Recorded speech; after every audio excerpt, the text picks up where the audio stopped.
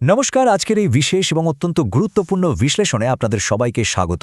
আজ আমরা এমন একটা টপিক নিয়ে কথা বলতে যাচ্ছি যা ভারতের ভূ রাজনীতি আর স্ট্র্যাটেজির মানচিত্রটাকেই পুরোপুরি বদলে দিতে চলেছে। শিলিগুড়ির আন্ডারগ্রাউন্ড মেগা প্রজেক্ট। একদম ঠিক শুনেছেন।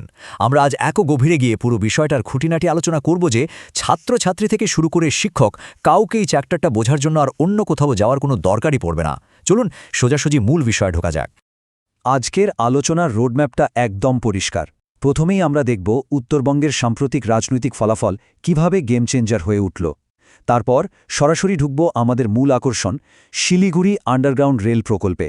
এরপর এর সামরিক গুরুত্ব, অন্যান্য পরিকাঠামোগত উন্নয়ন আর সবশেষে উত্তর পূর্ব ভারতের ভবিষ্যৎ নিয়ে কথা বলব। এই বিশাল কর্মযজ্ঞ বুঝতে গেলে এর পেছনের রাজনৈতিক ক্যাটালিস্ট বা অনুঘটকটাকে আগে বুঝতে হবে। তো শুরু করা যাক আমাদের প্রথম পয়েন্ট দিয়ে, উত্তরবঙ্গের রাজনৈতিক সমীকরণের পরিবর্তন। এটা বোঝা খুব দরকার, কারণ যে কোনো মেগা প্রজেক্টের পেছনেই একটা স্ট্রং অ্যাডমিনিস্ট্রেটিভ পুশ বা ধাক্কা লাগে। আপনারা এই লিস্টটা একটু খেয়াল করুন। দার্জিলিং জেলার অন্তর্গত কালিম্পং, দার্জিলিং, কার্শিয়াং, মাটিগাড়া নকশালবাড়ি, শিলিগুড়ি এবং ফাঁসি দেওয়া এই 6টি বিধানসভা কেন্দ্রেই কিন্তু একই রাজনৈতিক দলের প্রার্থীরা জয়লাভ করেছেন। এর ফলে ঠিক কী হলো? স্থানীয় প্রশাসন আর কেন্দ্রীয় সরকারের মধ্যে এখন একটা অদ্ভুত সুন্দর অ্যালাইনমেন্ট তৈরি হয়েছে। ফলস্বরূপ দশকের পর দশক ধরে ওই যে লাল ফিতের ফাঁস বা আমলাতান্ত্রিক জটিলতা ছিল, বড় প্রজেক্টের ক্ষেত্রে যে বাধাগুলো আসত সেগুলো একেবারে ম্যাজিকের মতো সরে যাচ্ছে। আর শুধু জেতা নয়, জয়ের মার্জিনগুলো একবার দেখুন। মাটিগাড়া নকশালবাড়িতে প্রায় 1 লক্ষ, শিলিগুড়িতে ৭৩,০০০ আর ফাঁসি দেওয়ায় ৪৫,০০০ ভোটের বিশাল ব্যবধান। সম্পূর্ণ নিরপেক্ষ দৃষ্টিভঙ্গি থেকে দেখলে এই বিপুল জনাদেশ আসলে একটা বিশাল ক্যাটালিস্ট বা অনুঘটকের কাজ করেছে। এতদিন ধরে ঝুলে থাকা সংবেদনশীল উন্নয়নমূলক প্রকল্পগুলো এখন এই অ্যাডমিনিস্ট্রেটিভ সাপোর্টের কারণে রীতিমতো রকেট গতিতে এগোচ্ছে। আর এই রকেট গতির সবচেয়ে বড় আর উজ্জ্বল উদাহরণটা কি জানেন?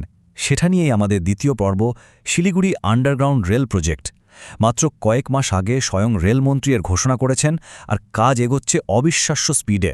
তবে প্রজেক্টটা বোঝার আগে আমাদের চিকেন স্নেক বা শিলিগুড়ি করিডোর ব্যাপারটা একটু ক্লিয়ার করে নেওয়া দরকার। আপনারা যারা জিওপলিটিক্স ফলো করেন তারা জানেন এটা কতটা সেন্সিটিভ একটা জায়গা।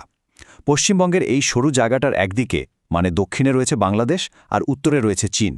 এর ভৌগোলিক অবস্থান এতটাই নাজুক যে ভারতের মূল ভূখণ্ডের সাথে উত্তর পূর্ব ভারতকে জুড়ে রাখার জন্য এই অংশটাকে সুরক্ষিত করাটা একদম মাস্ট। আর ঠিক এই সুরক্ষার জন্যই আসছে আমাদের এই মেগা প্রজেক্ট।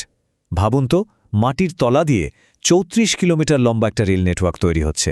এর শুরু হচ্ছে উত্তর দিনাজপুরে 3 মাইল হাট থেকে এবং শেষ হচ্ছে শিলিগুড়ির ঠিক আগে দার্জিলিং জেলার পানি নামক জায়গায়। দেশের যোগাযোগের ক্ষেত্রে অত্যন্ত গুরুত্বপূর্ণ এই দুটো পয়েন্টকে জুড়তে চলেছে এই বিশাল আন্ডারগ্রাউন্ড টানেল। এবার সবচেয়ে ইন্টারেস্টিং পয়েন্টে আসি। এই টানেলটা কতটা গভীরে হবে জানেন? ভূপৃষ্ঠ থেকে প্রায় ২০ থেকে ২৪ মিটার নিচে। ব্যাপারটা একবার ভিজুয়ালাইজ করুন। মাটির ওপরে যদি কোনো সমস্যা, বিক্ষোভ বা ব্লকও হয়, নিচ দিয়ে ট্রেন চলবে একদম নিজের স্পিডে। ট্রানজিটে কোনো বাধাই আসবে না। ফুল প্রুফ একটা সিস্টেম। তবে কাজটা কিন্তু শুধু মাটির তলাতেই সীমাবদ্ধ নেই। আন্ডারগ্রাউন্ডে তো ডাবল ট্র্যাক থাকছেই, তার সাথে ভূপৃষ্ঠের বর্তমান রেললাইনকেও আরও 4টে নতুন ট্র্যাকে এক্সপ্যান্ড করা হচ্ছে। টার্গেটটা খুব সিম্পল, একই সাথে মালগাড়ি আর প্যাসেঞ্জার ট্রেন যাতে বিনা বাধায় চলতে পারে এবং পণ্য পরিবহনের ক্ষমতা যেন বহুগুণ বেড়ে যায়। আর হ্যাঁ, ভবিষ্যতে এটাকে গুয়াহাটি পর্যন্ত হাই স্পিড রেল করিডর হিসেবে এক্সটেন্ড করারও একটা বড় প্ল্যান রয়েছে। এবার আসুন তৃতীয় পর্বে। এই যে এত হাজার হাজার কোটি টাকার পরিকাঠামো তৈরি হচ্ছে, এটা কি শুধু সাধারণ মানুষের যাতায়াত আর অর্থনীতির জন্য? একদমই না। এর পেছনের আসল কারণটা লুকিয়ে আছে আমাদের ন্যাশনাল সিকিউরিটিতে। লজিকটা খুব পরিষ্কার। সারফেস বা মাটির ওপরে রেল লাইন বা রাস্তার একটা বড় দুর্বলতা আছে। সেখানে যে কোনো সময় ব্রিজ টার্গেট করা যেতে পারে বা উত্তর ও দক্ষিণের সীমান্ত থেকে খুব সহজেই নজরদারি চালানো যায়। কিন্তু মাটির ২০ মিটার নিচে সেখানে নজরদারি করা নেক্সট টু ইম্পসিবল। শত্রুপক্ষের চোখের সম্পূর্ণ আড়ালে আমাদের সামরিক সরঞ্জাম এবং সৈন্যরা একদম নিরবিচ্ছিন্নভাবে যাতায়াত করতে পারবে। স্ট্র্যাটেজিক্যালি এটা সত্যি একটা গেম চেঞ্জার। আর এই পয়েন্টেই সবচেয়ে বেশি ক্রুশিয়াল। আমাদের নির্দিষ্ট দুটো সামরিক ঘাঁটির কথা ভাবুন, বাগডোগরা আর হাসিমারা। বাগডোগরায় রয়েছে ভারতের অত্যন্ত গুরুত্বপূর্ণ এয়ার ডিফেন্স সিস্টেম, আর হাসিমারায় রেডি হয়ে আছে অত্যাধুনিক রাফেল ফাইটার জেটগুলো। একটু ভেবে দেখুন, ক্রাইসিসের সময় এই আন্ডারগ্রাউন্ড টানেল দিয়ে এই বেসগুলোতে যদি ট্র্যাক করা অসম্ভব সাপ্লাই লাইনের মাধ্যমে নিমেষের মধ্যে লজিস্টিক সাপোর্ট পৌঁছে দেওয়া যায়, তাহলে আমাদের ডিফেন্স কতটা মজবুত হবে। ডিফেন্সের পাশাপাশি অন্যান্য সেক্টরেও কিন্তু এই উন্নয়নের ছোঁয়া লেগেছে। আমাদের 4 নম্বর পয়েন্ট, অন্যান্য দ্রুত পরিকাঠামোগত উন্নয়ন। গ্রাউন্ড লেভেলে বা বাস্তবের মাটিতে কিভাবে জিনিসপত্র খুব দ্রুত বদলাচ্ছে শুনলে চমকে যাবেন। যেমন ধরুন গোরখপুর শিলিগুড়ি এক্সপ্রেসওয়ে উত্তরপ্রদেশ থেকে শুরু হয়ে বিহার পেরিয়ে এটি উত্তরবঙ্গে ঢুকছে।